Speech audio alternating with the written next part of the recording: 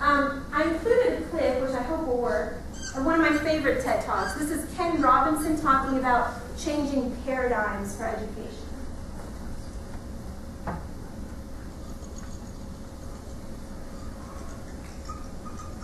Every country on earth at the moment is reforming public education. There are two reasons for it. The first one is economic. People are trying to work out, how do we educate our children to take their place in the economies of the 21st century? How do we do that? Given that we can't anticipate what the economy will look like at the end of next week, as the recent turmoil is demonstrating. How do we do that? The second, though, is cultural. Every country on earth is trying to figure out, how do we educate our children so they have a sense of cultural identity and so that we can pass on the cultural genes of our communities while being part of the process of globalization. How do we square that circle? The problem is they're trying to meet the future by doing what they did in the past. And on the way, they're alienating millions of kids who don't see any purpose in going to school. When we went to school, we were kept there with a story, which is if you worked hard and did well and got a college degree, you would have a job.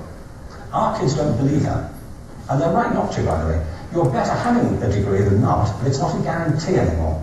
And particularly not if the route to it marginalizes most of the things that you think are important about yourself. And so people say we have to raise standards as if this is a breakthrough. You know, like, yes, we should.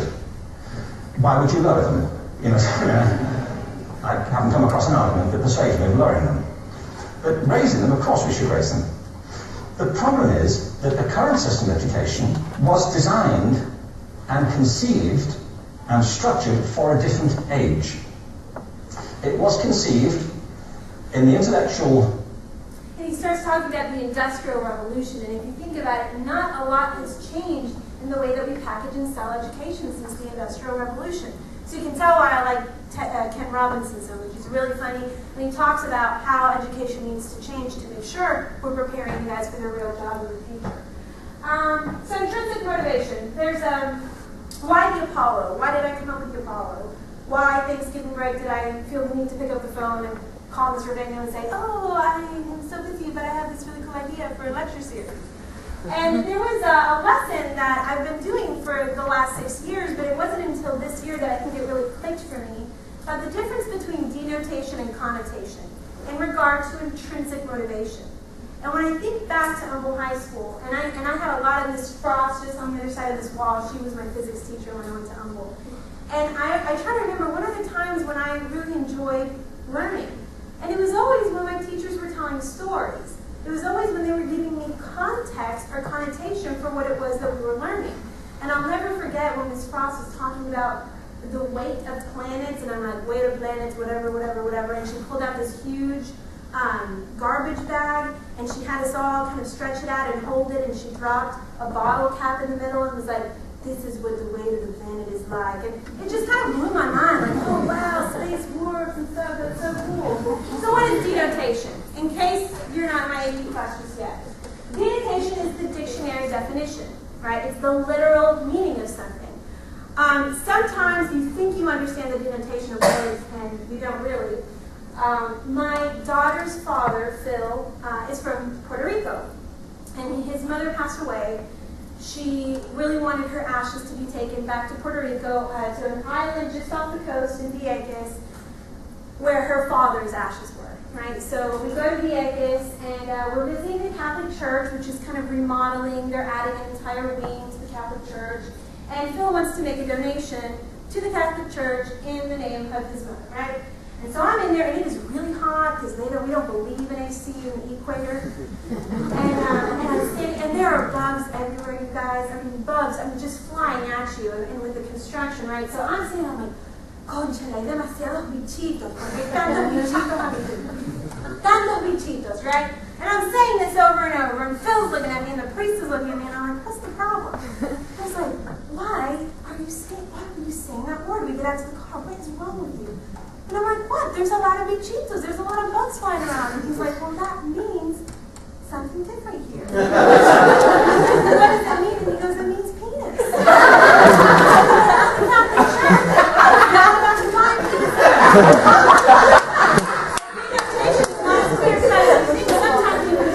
Right? I had to go back, apologize, do a little confession. Connotation, now connotation is a little different. Connotation is about the context of a word, how it relates to different things, right?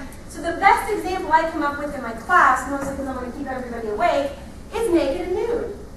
Naked and nude are two words that have the same denotation, right? To not have clothes on. But the word nude implies choice. The connotation of nude implies pride, right? So like Demi Moore made the choice to pose nude. You make the choice to go to a nude beach. But the word naked is different. The word naked means to be embarrassed or ashamed, to feel vulnerable, right? So we see that depicted in Michelangelo's on the Sistine Chapel, not the 16th. There was no 15th or 14th before, it's the Sistine Chapel. You look up at the top, you see it clearly defined in his artwork. Before they eat the forbidden fruit, there is no shame in their nudeness. But after, we do develop a sense of shame, right? They always say to picture everybody in their underwear when they give me a speech. I don't like to do that next time. So if you look at Bloom's taxonomy, and I always make my students look at Bloom's taxonomy. Bloom's taxonomy basically explains how do you go about learning things, right? You can't have a debate about politics, although politicians do it all the time, without knowing what you're talking about, right? Do you have friends like that? They get on a rant about abortion and the death penalty, and they don't even really know what they're talking about. This learning happens the same way, right? So we start at knowledge. We do start with denotation. You have to understand what words mean before you can have a debate about them. So how do we move from denotation, what does July, knowing that the Gettysburg Address is in July, it was July of, not Gettysburg Address, I'm sorry, the Battle of Gettysburg was in 1863, like that's a really cool fact if you end up on Jeopardy one day, and give me some money when you win. But what we want at this school, and what the tests at the state level, some of you guys are lucky you're taking the TAPS test, but if you're a freshman, you're taking the STAR test, and more, they want you to understand the connotation. What is the meaning? What is the context? What is the relevancy of the Battle of Gettysburg? For our past, for our future, for American identity, what does it mean geographically? What does it mean historically? So that's where the Apollo comes in. I believe in storytelling, and I believe in lectures, and I believe that you can reach a connotation and a deeper meaning by just hearing somebody tell their tale, or just hearing an idea kind of be worked out. So why the Apollo? My favorite god has always been Apollo. When we read the Iliad, Apollo is the god that comes in and sets a plague on the entire Greek army because King Agamemnon refuses to give back Chryses to her father, who's the priest of Apollo. So he comes in and takes butt and takes name. So he's one of the greatest gods, right? So why else the Apollo? Well, of course, there's a connotation of Apollo 13 here in Houston. And I've been very transparent with my students and other teachers about this, but I had a real identity crisis this semester. I was questioning whether or not I wanted to be a teacher. And 6 years into the career, I mean, this was kind of a poignant moment for me. Was I going to stick it out and stay in even though things were tough? Or was this the moment where I wanted to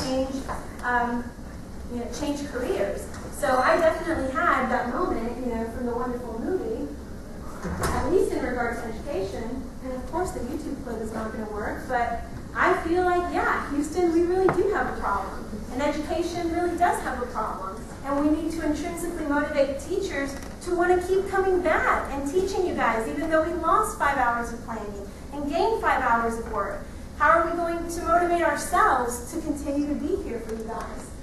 Why else the Apollo? Well, there's the Apollo Theater in Harlem, in New York, which was always a very rigorous place. You had to get up and you had to put on a good show or you were going to be booed off the stage. And then, of course, you guys voted, I don't know if you know this, but this was the class of what, 2010? Yeah. Miss Atkins' class of 2010 gave us this amazing eagle. And the day when they put this eagle out, it was kind of magical. If you were walking around the rotunda, everyone just kind of stopped and stared. I used to tell the story that when I was interviewing here, I came in and I just started laughing. I felt like I had walked into the Colbert Report because I was like, really? A red, white, and blue and the bald eagle? It's like someone had thrown up an American flag everywhere. And then when I saw this like coming to eat you, and so sometimes I'm like fantasizing that it's like eating my fifth period. The students who don't read, right? So the power of that eagle and what it represents about everything in our school, about the rigor. So we hope that this is a place that you guys can come to learn, not because you're getting extra credit, not because there's a sticker at the end, but just so we can share in some good storytelling and some good lectures. Next up, we're going to take like a 3-minute break, and then we're going to hear from Mr. Brayton and what motivated him to want to study music.